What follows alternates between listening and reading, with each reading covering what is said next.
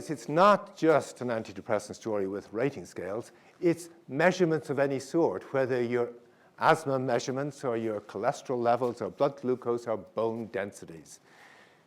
Give doctors free bone density scanners. Give them all the equipment to measure, to produce numbers. They will be producing numbers that our drugs are the answer to. One of the best examples from the start of the number era was in the 1860s in France, when we had the first weighing scales for people. And a little over 10 years later, we have the first reports of a new illness, anorexia nervosa. In the 1920s, weighing scales migrate into drugstores and come with a plate on the front of them, giving our ideal weight for our height and sex, and eating disorders mushroom.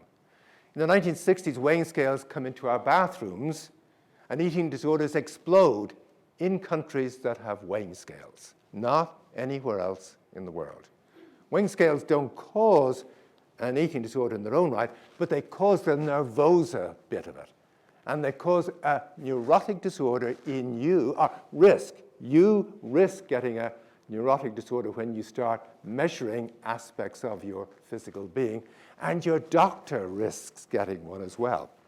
Now, this all fed into the fact that in the 1980s, what had been healthcare became health services.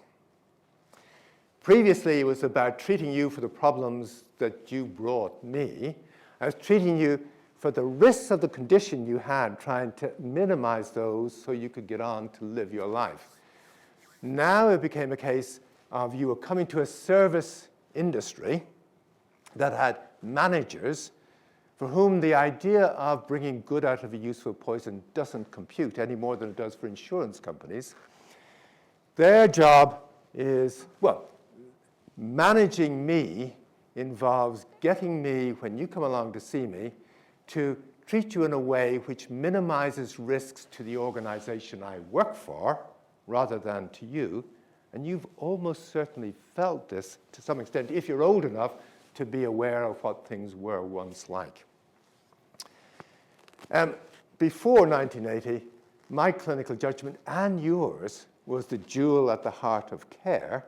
It's now a problem for a service industry.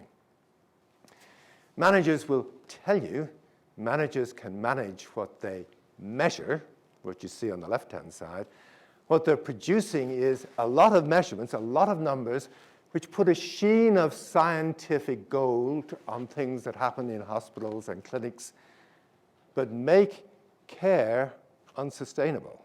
We can't live in this kind of situation. Care is being killed, and there are consequences to that.